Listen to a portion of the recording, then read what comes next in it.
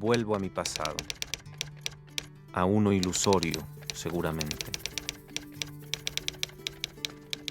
a la hacienda de mis abuelos. Regresar es quizá el motivo de todo viaje. Se ha huido sin saberlo para volver. Vuelvo a recuerdos de espejos y fotografías, de objetos con memoria. La memoria tal vez solo sea una manera de olvidar.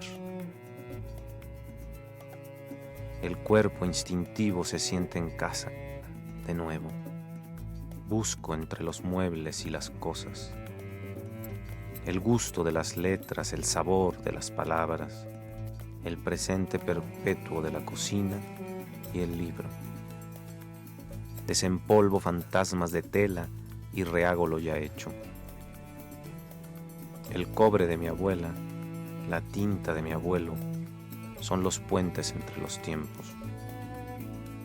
La tierra, refugio al borde del mar, su aspereza y sus frutos. Los elementos, la simpleza. Vuelvo a mi pasado, a los alimentos terrenales.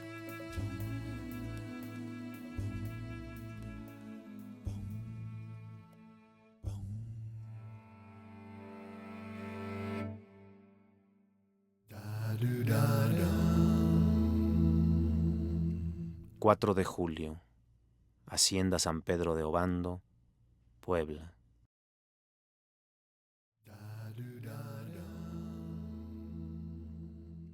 Quedo atrapado entre las redes enmarañadas de la memoria, entre las sabidurías olvidadas pero incorporadas que el abuelo parafraseó de su laberíntica biblioteca. Hay una que queda eternamente ligada a los veranos de pesca, a la vera del arroyo. Moby Dick. Entro en el libro como en el estómago de la ballena, al igual que lo hice de niño, y el mundo se olvida de mí. Deseo, es curioso, no salir. Entro con Ishmael en Nantucket al barco del capitán Ahab, y ya estoy en alta mar buscando con denuedo a la terrible ballena blanca, símbolo de todos los deseos insatisfechos. Veo ahora en las recetas apócrifas del abuelo el reparador clam chowder, la receta original. Y lo que es más increíble, un apartado con las indicaciones para amasar las ginger nuts, esas duras galletas que comía Bartleby, el posmoderno escribiente. No pude contenerme. Invité al traductor más cuidadoso que conozco, cuyas versiones de los cuentos de la veranda o de la plaza es insuperable. Vicente Rasti, editor, traductor y novelista, antiguo amigo.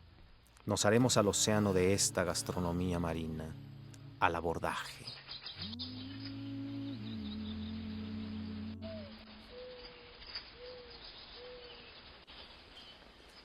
Qué gusto, Vicente. Bienvenido. ¿Cómo estás? Bien. Muy bien, muy bien. ¿Cómo estuvo el viaje? Muy bien, todo tranquilo, la carretera muy bien y qué listo bueno. para hablar de Melville y para comer. Comeremos riquísimo, vas a ver, y seguramente será una conversación agradable. Y vamos a tomar unas ricas galletas de jengibre, las ginger nuts que tomaba Bartleby. Nada tan alejado de las galletas de explorador, ¿verdad? Sí, bastante duras, eso sí. Así es. En eso se van a parecer un poco. Y lo tomaremos con un cafecito.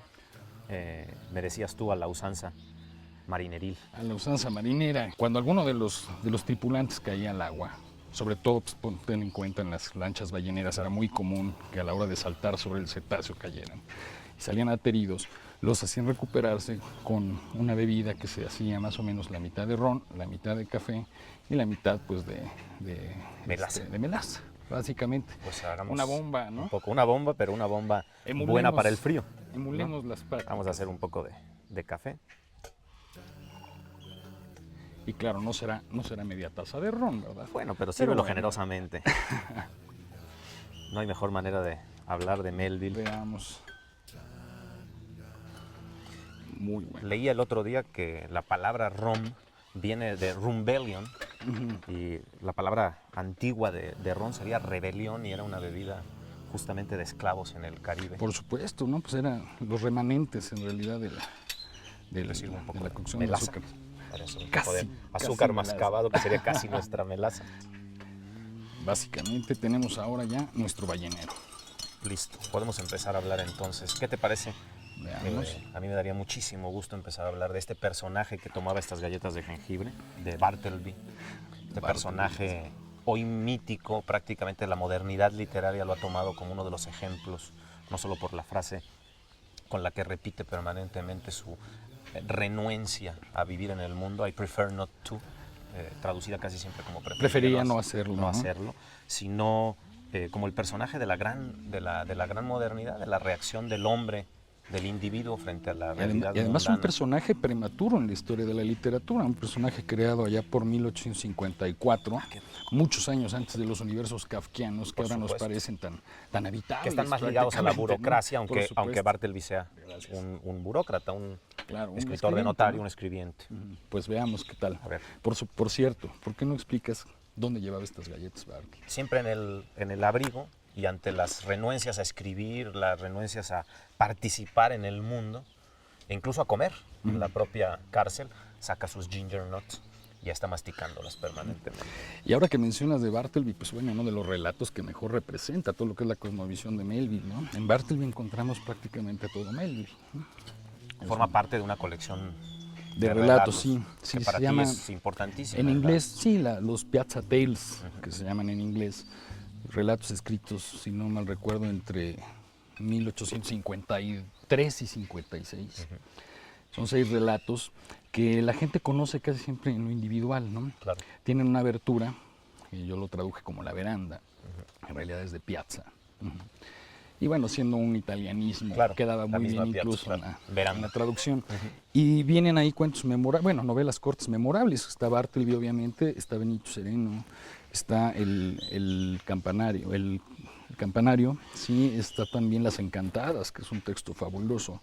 Pero en lo más interesante de los Piazza Tales, que son como, digamos, el gran resumen de la visión melvilliana, ¿no? Cada uno de los cuentos, podemos hablar una hora de cada uno de ellos, de estas novelas cortas, maravillosas. Porque como decías al principio, son absolutamente autónomos, son universos cerrados en sí mismos y luego hay una visión que en la lectura de conjunto del libro sí se puede apreciar, que es como cuando comes una comida en donde todo tiene que ver, ¿no? En donde el primer plato representa algo que se va a repetir. Claro. Lo que en la gastronomía contemporánea hace que repites en el paladar del segundo plato ciertos elementos o ciertos toques muy sutiles del primero o incluso hasta del postre, ¿no? Esta cosa que platicamos, ¿te acuerdas? En diciembre de Ferran Adrià, que estaba preocupado sobre cómo pasamos de lo salado a lo dulce en los universos culinarios. Era demasiado brusco. Muy brusco, y él inventa la idea de avant postre, ¿no? La idea de antes del postre tiene que haber algo que me lleve, que me combine, que me gire el paladar de lo dulce a lo salado. Poco como pasa en un libro de cuentos, vas paladeando, saboreando los distintos guisos y uno sí le habla al otro. Hay una especie de juego de espejos en un buen libro de relatos hecho así. Y además, pienso yo, son relatos que se sostienen tan bien solos que los editores, por conveniencia, empezaron a publicarlos individualmente. Y por eso el lector en español hasta piensa en Bartleby como un texto independiente. Que no lo es, ¿no? En realidad, hasta hace unos 10 años no existía una versión completa en español de los cuentos de la veranda, de los Piazza Tales, y se perdía mucho, porque perdía uno la perspectiva y todo este afán globalizador que tenía Melville en el volumen completo, ¿no? Decías, o más bien citabas a Melville diciendo que los libros se cocinan en las llamas, en el fuego del infierno. Así es, una imagen muy melvilliana. Muy melvilliana y a la vez muy fuerte, porque este fuego es un fuego que arde eternamente, como arde un libro como Moby Dick, que para... Ese poema de la vida bárbara, como decía Pavese, ¿no? Qué belleza, ¿no? Qué gran descripción de lo que es un poema de la vida bárbara. El gran poema de la vida bárbara. Y la vida bárbara es la vida de los marineros. Hay mucha gastronomía. Y André Gide llegó a decir que...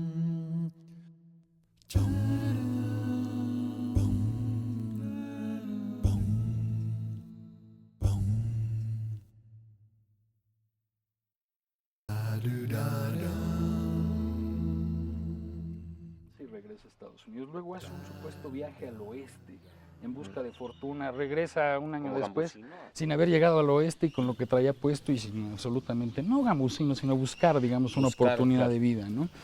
Y es ahí donde le cae toda la realidad a Herman Melville, ¿no? La realidad de su tragedia personal. Él ya... No hay impulso literario todavía. Un año antes, cuando él tiene 19, escribe sus primeros textos que se llaman Fragments of a Writing Desk, fragmentos del escritorio. Y son unos fragmentos medio autobiográficos, pero él no los escribe por un impulso literario puro, él los escribe por dinero. Él sufre mucho, no tiene dinero, como toda la vida. Algunos de sus críticos hablan, es un pobretón crónico. Así lo dice con mucha crueldad. Lo vamos a ver a la hora de las comidas, ¿no? Son comidas de marinero las que salen en toda la, claro, en toda la obra. Así es.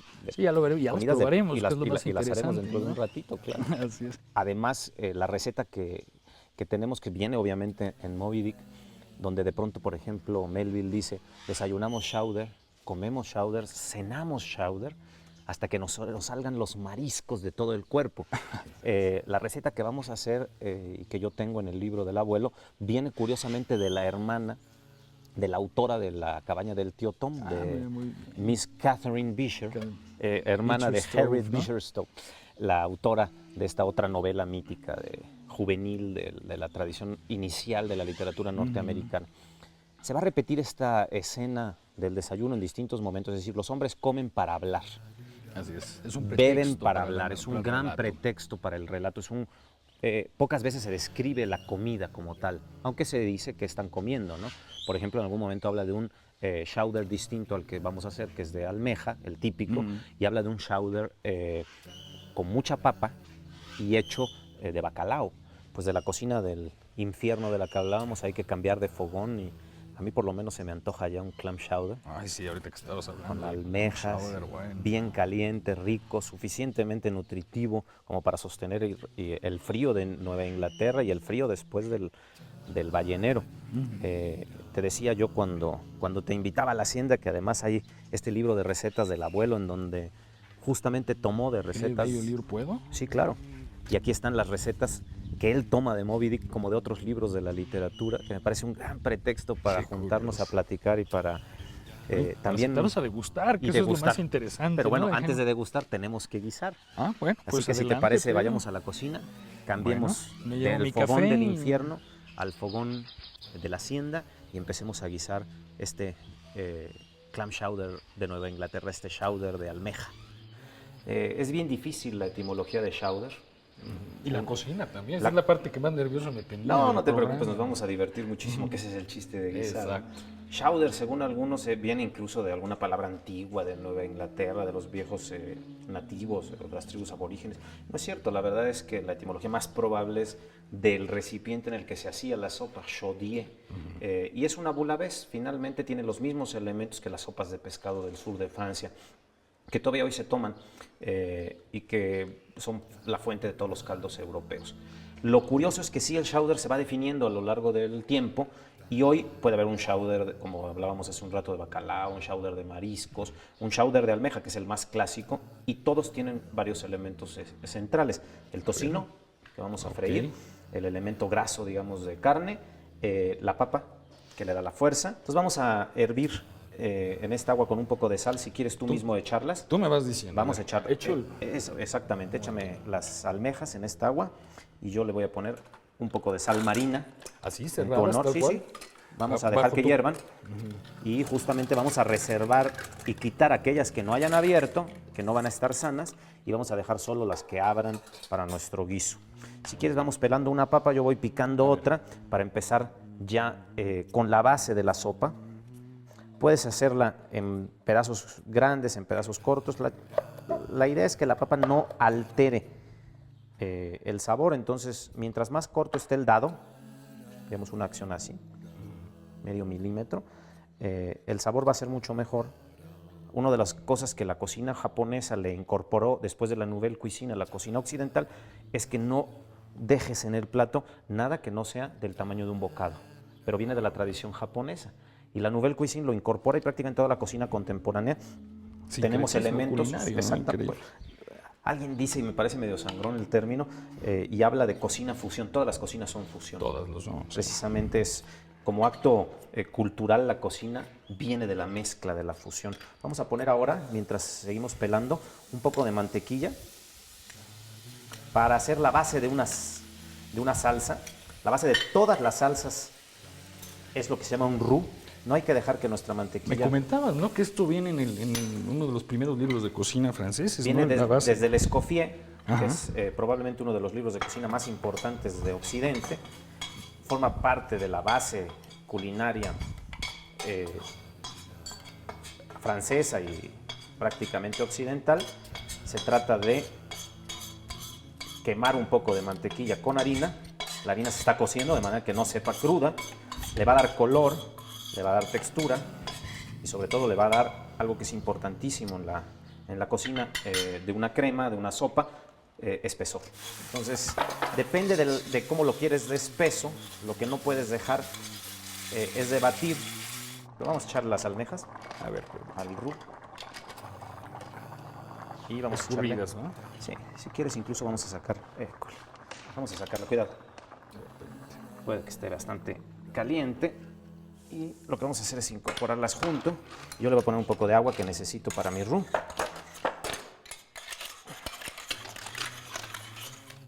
Vamos a dejar entonces un poquito de esta agua, que es el agua de cocción. No se tira, entonces No se tira. aprovecha todo. Prácticamente nunca debes tirar el agua de cocción de los Oye, ¿en qué de otra los obra mariscos literaria o has de los visto que se peces. coma en chowder? Bueno, hay muchas, ¿no? Prácticamente, por ejemplo, hay en Faulkner, hay dos Chowders, Dos Pasos, Hemingway y contemporáneamente también, incluso en Don DeLillo en Underworld. Después de la escena esta larguísima Del juego de béisbol del al juego de béisbol de la principio, ¿no? pelota, Son 80 que páginas, llegas casi 80 páginas. Llegas a cenar y a la mañana siguiente hay un chowder, pero es el Boston Clam Chowder, que supuestamente hay alguna pequeña diferencia. Tiene elementos que no tiene el New England. Los platillos con variantes locales como en Pasa todo con la lado, paella, pasa con, en el caso mexicano, con los moles. Vamos a dejar aquí que hierva, vamos a reservar un poquito del agua por si la necesitamos más tarde. Y lo que vamos a hacer ahora es dejar que caliente un poquito el sartén. No vamos a meterle prácticamente nada de materia grasa, un poquitito apenas de aceite. Eso para que no se pegue. El tocino, decíamos que el chowder tiene como elemento central siempre el tocino, el salt pork. No todas las recetas de clam chowder agregan, como vamos a agregar nosotros, un poquito de almeja ya picada. ¿Cuál es la idea? Darle mucho más sabor. Y a la vez que el comensal sí puede estar abriendo y sacando su almeja, pero también va a tener elementos de almeja que físicamente le van a tocar y que va a poder ir viendo. Es mucho mejor. Vamos a quitar un poquito del agua a la hora que metemos nuestra papa, para no incorporar o incorporar lo menos de líquido.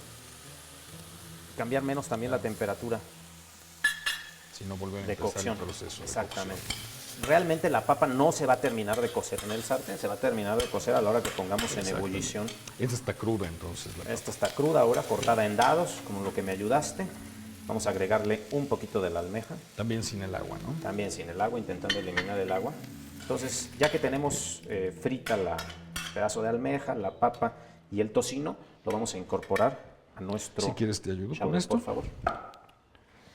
Retiramos algo que no se nos cayó, limpiamos un poco. Excelente.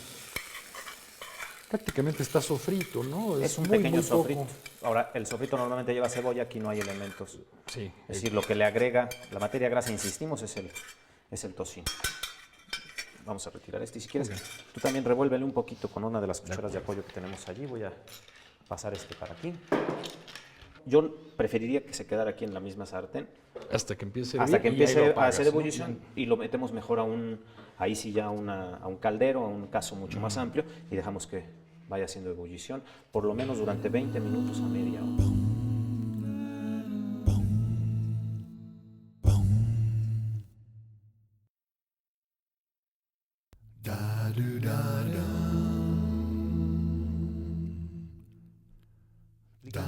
Llegamos a esta masa. Es la masa de las galletas. de las galletas de jengibre que qué probamos hace un interesante. rato. Es una taza de melaza, lo que habíamos dicho, que aquí la vamos a fabricar. Utilizamos una taza de azúcar mascabado, agua, lo ponemos a hervir junto con mantequilla y lo dejamos hervir. Sería el elemento líquido de la receta. Y como todas estas recetas hay un elemento sólido, que sería una taza de harina, una cucharada de bicarbonato, una cucharada de nuez moscada y 2 cucharadas Una de cucharada jengibre. de nuez De moscada. nuez moscada, Es muchísimo, cucharadita. ¿no? Ah, una cucharadita. Y lo que sí son grandes son 2 cucharadas de jengibre picado fresco. Recién rallado, Recién ¿no? rallado, recién picado. Esto te quedaría después de enfriar y mezclando el elemento que ya vimos, un elemento líquido con un elemento sólido. A la hora de te quedaría esta masa, que es una masa enfriada alrededor de 1 hora, ¿Puedo? con el color típico del jengibre y de la nuez moscada. Y lo que haríamos sería palear con un rodillo, con un palote, hasta dar con una consistencia que se fuera la consistencia que a ti te interesa y cortar pequeños pedazos. Muy bien. ¿Te parece? Y una última pregunta que yo tengo.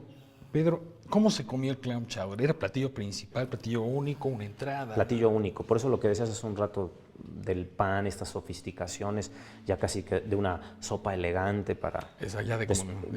pues casi de conocer, ¿no? No, era de bar. Por eso se parece a la bouillabaisse, que se toma en todos los bares de marineros de la zona de la costa azul francesa. O incluso las ollas, lo que se llamarían las calderetas o las calderadas españolas, caldereta de mariscos. Es la misma función. ¿Cuáles son los elementos distintos? Tocino y la leche.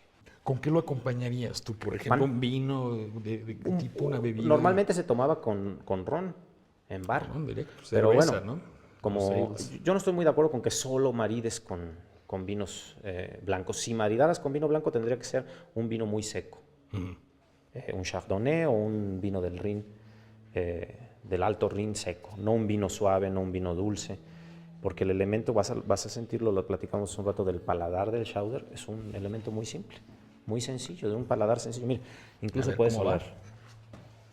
Ahora entiendo por qué desayunaban, comían y Vamos a cenaban probar. clam chowder. Pues, lo que platicamos hace un rato en Moby Dick, ¿no? Increíble, Mañana, tarde y noche, Mira chowder. nada más que delicia. Ahí tienes los elementos de tocino, la papa ya bien cocida. Yo creo que vale la pena que empecemos a emplatar. Que sirvamos. Sostengo aquí. Perfecto. Vamos a hacerlo generoso. Mucha almeja. Mira nada más. Siente el olor.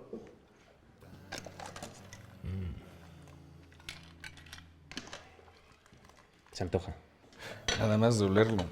Es bueno, una maravilla. Pero me quedo pensando, ¿qué pensaría Melville el día de hoy si viera este Nantucket, que para él fue el pueblo de pescadores, que es el más importante del mundo en lo que se refiere a la pesca de ballena, se lo hubiera hoy convertido en el destino turístico para clase alta? Totalmente cambiado. Con hoteles que no admiten niños, para...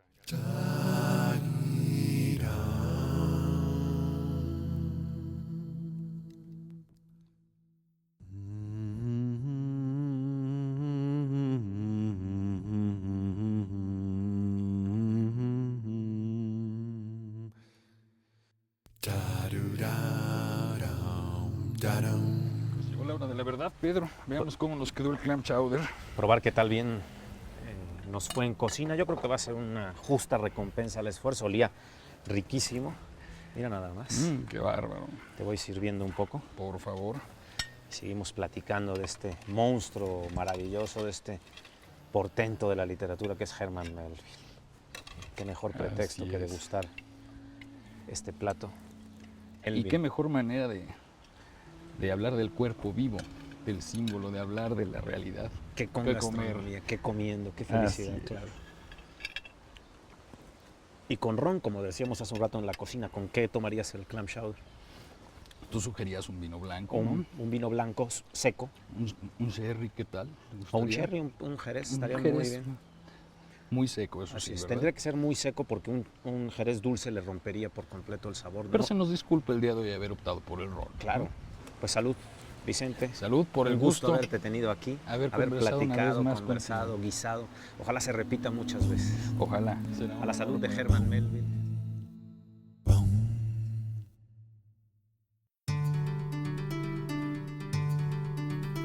Este programa fue realizado en Hacienda San Pedro de Obando.